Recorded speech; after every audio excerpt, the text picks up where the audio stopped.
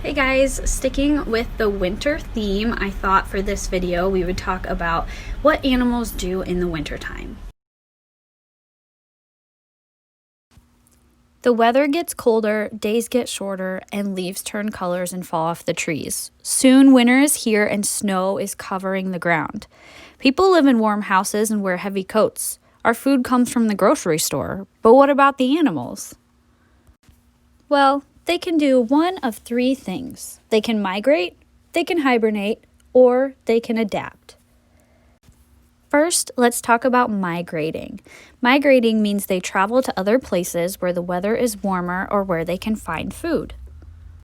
Can you guys think of any animals that might travel south for the winter?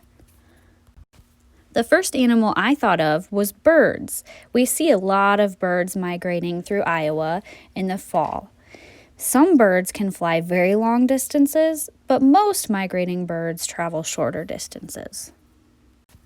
One bird, for example, the Arctic tern, nests close to the North Pole in the summer, but in the fall it flies all the way down to Antarctica, and then in the spring it returns north again. That's a long ways to fly. But how do animals know when it's time to leave for the winter? Scientists are still studying this. Mostly, they think it's controlled by the amount of daylight and the weather. Once it gets colder in the fall, animals just know that it's time to head south for the winter. Other animals like to migrate too. These include bats, insects, fish, and even people. Some people really like to travel south for the winter. Some animals hibernate for part or even all of winter. This is when they are in a very, very deep sleep. The animal's body temperature drops and its heartbeat and breathing slow down, and it uses very little energy. In the fall, some animals get ready for winter by eating extra food and storing it as body fat. They then use this fat for energy while they are hibernating. Some animals that hibernate in Iowa include bats, chipmunks, snakes, turtles, and frogs. And finally, some animals remain and stay active all winter. They must adapt to the changing weather by making changes in their behavior or their bodies. Food is hard to find in the winter. Some animals, like squirrels, mice, and beavers, gather extra food in the fall and store it to eat later. Some animals, like rabbits and deer, spend winter looking for twigs, bark, and even leaves to eat. Some birds stick around in the wintertime because people fill bird feeders so that they can find food to eat. And other animals, like the red fox, might change their diet as the seasons change. So in the springtime, red foxes like to eat fruit and insects, but in the wintertime, they can't find these things. So instead, they eat small rodents. Red foxes stay active in the wintertime, and one of their favorite things to do is hunt mice. Foxes have very good hearing, and they can hear little mice crawling in their tunnels under the snow. So they sit, and they wait, and they listen. And then, when they think they hear a mouse right under them, they're going to jump straight up in the air and land with their face in the snow and their feet dangling, and hopefully they've caught a mouse. But red foxes aren't the only foxes that like the snow. There are also Arctic foxes. Now, we don't actually have Arctic foxes here in Iowa, but they're still pretty cool to look at. If we compare a red fox to an Arctic fox, there are two main things that make them pretty different. First is their coloration. A red fox is a kind of red-orange color and does not blend in with the snow very well. But an Arctic fox is pure white. They might have a little bit of gray on them, but they're mostly white so that they can blend in with the snow. And the second difference is the thickness of their fur. Look how thick and fluffy the fur is on the Arctic fox. They need thicker fur so that they can stay nice and warm in those cold Arctic temperatures. We've focused on one animal so far, but there are so many animals here in Iowa that either hibernate, migrate, or adapt in the wintertime. Let us know what animals you're seeing in the comments, or even if you see a fox hunting for a mouse. But now we are going to move on to our activity, which is making your own Arctic fox. Okay, so here is an example of the Arctic fox that you guys are going to make. These are all things that hopefully you have in your house, or you can go buy them. But here's what you'll need to make this Arctic fox. So you will need a paper plate. You only need one. You can use a full-size one or even a mini one. You need tissue paper, some glue, a piece of cardstock, a pom-pom, 2 googly eyes, and a pair of scissors.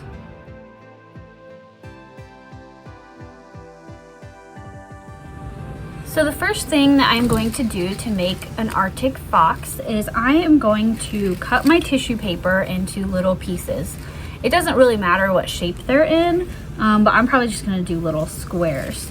So I've got my piece folded up, and I'm only gonna use one piece of tissue paper. That should be plenty. And I'm going to cut where I have it folded in half, so I have a couple pieces.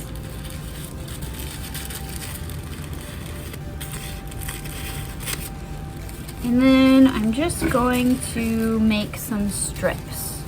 So I'm just going to cut like this.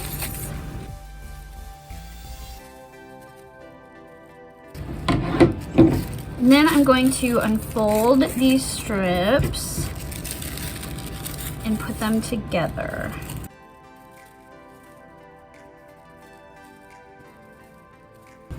Once you have some together like that, you can start cutting some squares out.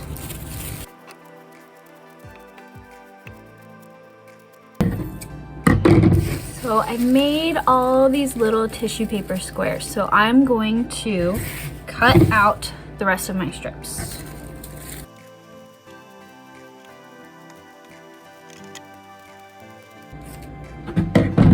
Alright, so I should have plenty of squares now to cover my fox. So I'm going to move those off to the side a little bit. And next, I'm going to take my paper plate and I am going to fold it in half, make it look kind of like a taco.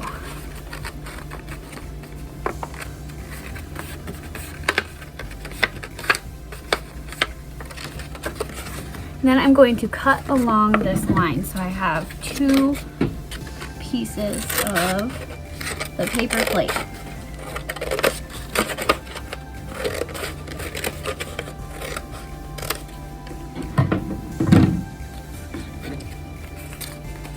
All right, so I have 2 pieces. One of these is going to be my body. So I'm gonna use this one as my fox body. And then I'm gonna take this one and use it for my fox head. So what you're going to do is fold it into thirds. So you kind of fold it over until it looks about halfway.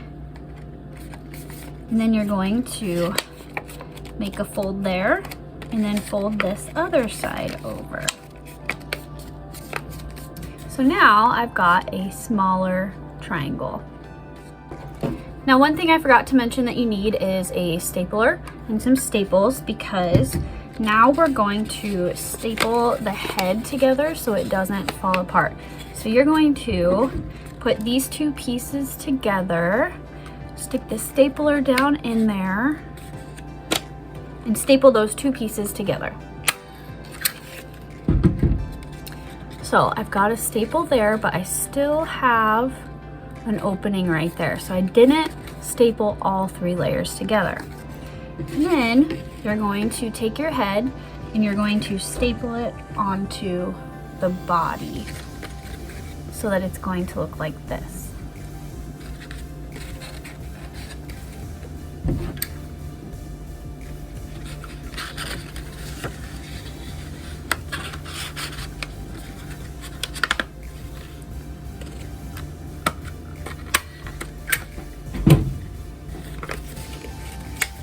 Okay, now I've got my head on my body.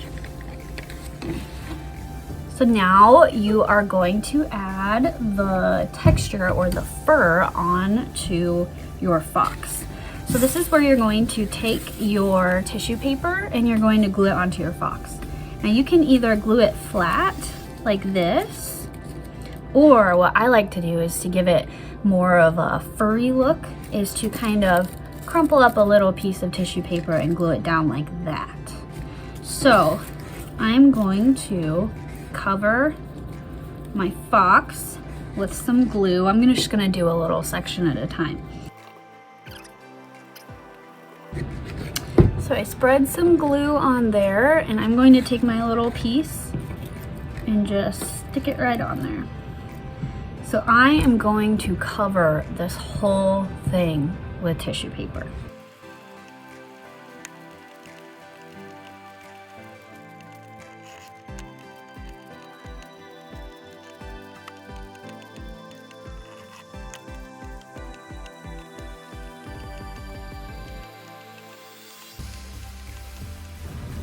Okay, so I've got the body covered. Now I'm going to move on to the head.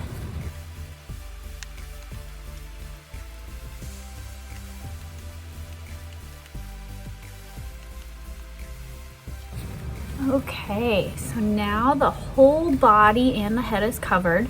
So we are going to cut out the other parts we're going to add to our fox. So we need to cut out 2 ears, 4 legs, and a tail. So I'm going to take my cardstock and I'm just going to cut out some shapes. They don't have to be perfect, but I am going to do 2 triangles for the ears. There's one. There's another one. And then we need 4 legs. So what I'm gonna do is cut out a rectangle. Cut this into 4 pieces for the legs. Got 4 legs and then a tail, and you can make the tail any shape you want. It can be a rectangle. You can kind of make it look kind of pointed like a fox tail. So I'm just gonna cut a shape out. So I tried to make mine look kind of bushy and end in a point like a foxtail. So now, this part is optional. You can either leave the tail white, which is what I'm gonna do, or you can add some more texture and cover it in tissue paper like the body. But for this one, I'm just going to leave it white. So now you are going to glue those on to the fox body. So I'm going to glue it on the back here. Add some glue. Stick my tail down.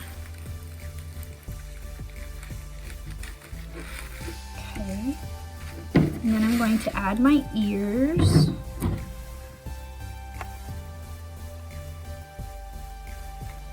So then I've got my ears and my tail, and I'm going to glue my legs down as well.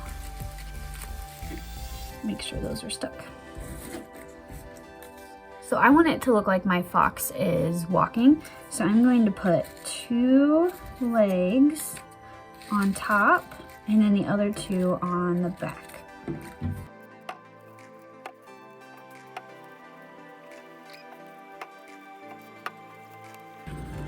Alright, so I've got that part done. Oh, my leg fell off. You want to make sure it's stuck down pretty good.